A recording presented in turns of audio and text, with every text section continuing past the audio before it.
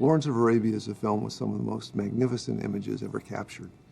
And so the ability to really restore it to the kind of images that people experienced when it was new and presented in 70 millimeter is something we're very excited about doing at the studio. The previous restorations that we did for high def were really limited by the technologies available at the time. But now, working in 4K, we're able to put up a picture on the screen that very closely mimics what the original filmmaker released in the beginning. For David Lean, this was the second film he directed for Columbia. The first was Bridge on the River Kwai, and the last one was A Passage to India. And they're all great films, but certainly this is considered one of the greatest films ever made. This is the 50th anniversary of the film, and it's a great time to be able to bring it out in its original glory. This film was rather famously restored and reconstructed in 1988. It's a project that was overseen by Bob Harris along with his partner Jim Paynton. And that reconstruction was primarily about putting footage back in that had been cut out over the years.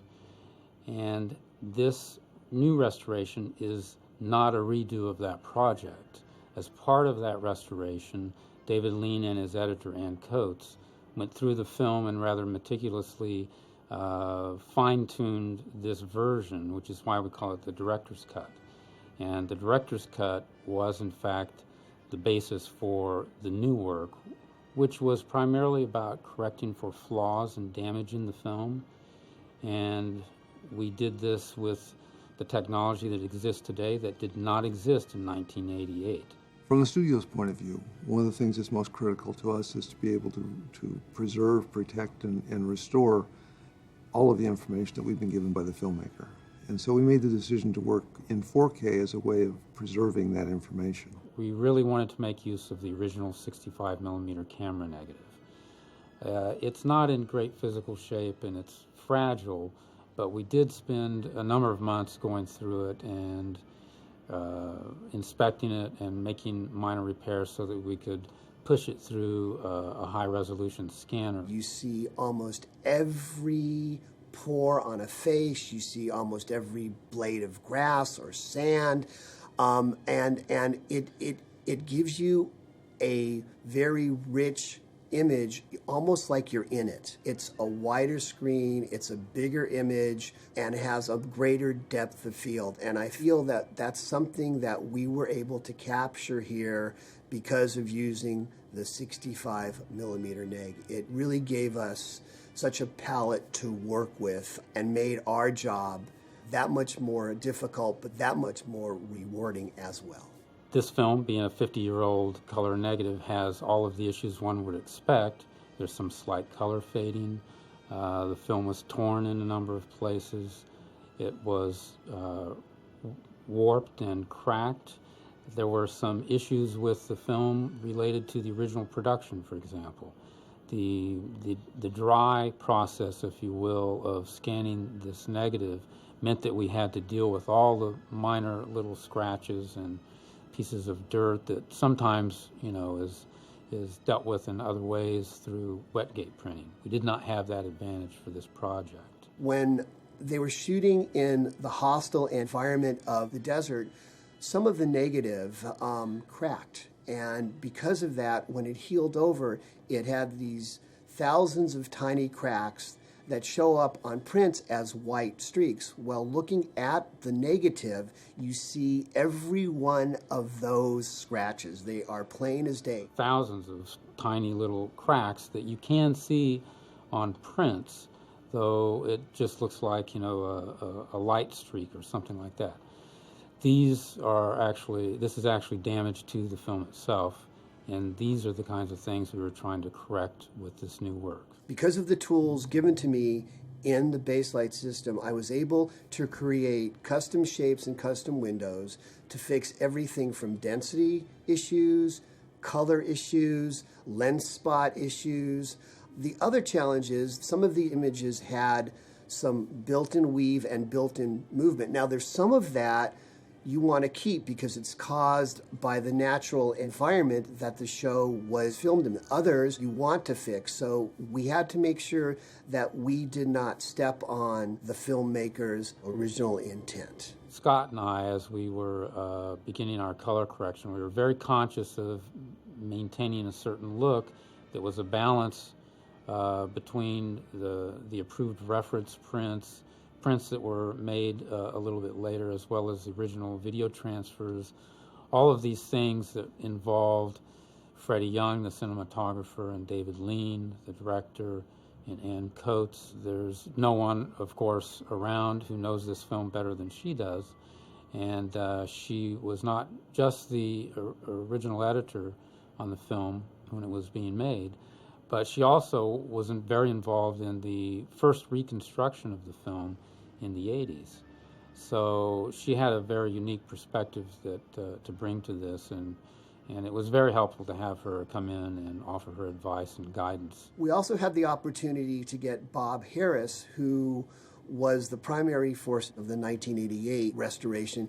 He got to watch it through a Blu-ray disc, and he would give us his notes too, which we were happy to get because it gave us the proper feel. That's the main thing. You don't want to get a movie like Lawrence wrong. It has to be right. Well, we tried to get this to a place where the audio for Blu-ray and for theatrical now, which is a little different. It's not 70 millimeter, and it's quite a different animal that you have to adapt to.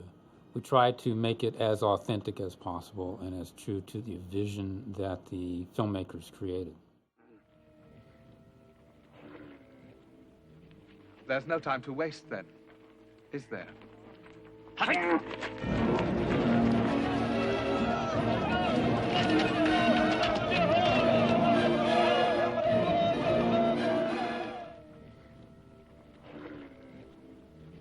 There's no time to waste then, is there?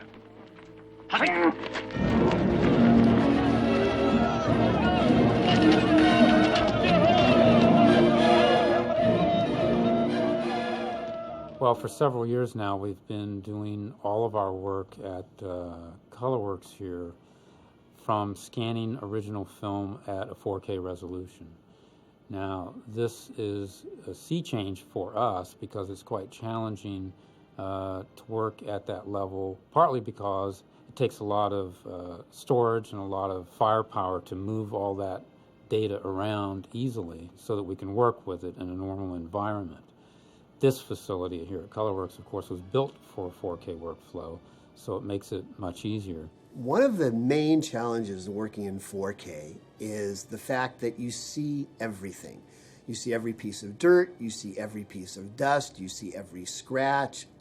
Anything that is on the film, you see. It's practically like looking at the camera negative itself as opposed to a release print, which is several generations away from the original negative, and there is that generational loss of image quality that we wanted to avoid. 35 millimeter negative is capable of carrying something on the order of 4K resolution, and so when we set out to build Colorworks, we felt it was critical from the studio's point of view to preserve as much of that information as possible, and 4K for us was the natural decision to make in trying to capture what we could argue is all the information that the filmmaker has given us. Where we're looking at it in 4K all the time, which is exactly how people should look at it in a theater environment. And often that's not the case, that we look at something at a high resolution here in our laboratory, so to speak, and then it goes out on lower resolution prints, and people don't really get to see what we get to see here and the impact of the imagery. The word that people use to talk about the 4K image versus high-definition television really is immersive. The picture seems to be much more real because there's a filter, if you will, that when you get too close to a high-def television picture begins to interfere with your ability to see the image. And that filter is actually the fact that the picture is made up of little blocks. And as you get too close to the picture, those blocks become visible. In 4K, it's still made of blocks, but the blocks now are only a quarter the size. And so when the picture gets this big in your field of view, the screen door effect, if you will, that you get of seeing the blocks that make up the picture goes away in 4K. The way people have seen this over the last 2 decades is either on 70 millimeter prints, which are several generations away from the original camera negative, or on what I would call compromised video versions, because of the way that the film was scanned, again, 15 years ago. But working at 4K, it allows you to see detail and sharpness that I think people really have not seen before. So there's a huge jump up, I think, in terms of overall quality. I think people will be quite impressed with. One thing that we do here at Colorworks and Sony does is that when we create the Blu-ray, we're not working from an HD source. We take the 4K files, because when we do the Blu-ray home video and butt them together to make one long timeline, we actually down-res those 4K files to an HD 1080 file. And so there's basically no generation loss other than scaling the image down from a 4K image to an HD 1080 image. And from those files are what we make the Blu-ray from. So you will be seeing on the Blu-ray as pristine an HD image as you've ever seen. 4K to the home is really the latest step in the natural progression of the way we can present images. The theater used to be 4:3 black and white, and so television started out being 4:3 and black and white. Theater went color, television went color. The theatrical experience became widescreen. Television now is widescreen. And if you look at what's happened most recently in theaters, the new theaters are stadium seating theaters with bigger screens and wider fields of view. And the result is the picture you see today, really, if you sit in the middle of the house, fills up this much of your field of view. At that distance, if you have normal 20/20 vision, you're able to see more detail than can be presented by high-def television. It would seem natural that the progression that we've seen in television, mimicking what we saw in the theater, would lead to the next generation of home experience being a widescreen television that's much bigger than we've seen before and meant to be viewed filling this much of your field of view, just as the new theaters fill this much of your field of view. If that's the image you're looking at, 2K is not enough to give you a transparent image. And for it to match more closely what your eye is capable of seeing, 4K is the most logical next step. Movies are not about technology at all. They're about story, they're about performance, they're about narrative. What we try and do is get as close as possible to what the filmmaker intended and put that back on the screen.